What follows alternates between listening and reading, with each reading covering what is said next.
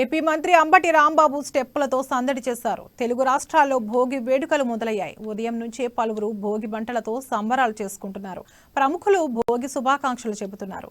సత్తెనపల్లిలో మంత్రి అంబటి రాంబాబు స్థానికులతో కలిసి భోగి వేడుకల్లో పాల్గొన్నారు. బంజారా స్టెప్పులతో అదరగొట్టారు. గత ఏడాది సత్తెనపల్లిలో అంబటి రాంబాబు సంక్రాంతి వేడుకల్లో ప్రత్యేక ఆకర్షణగా నిలిచారు.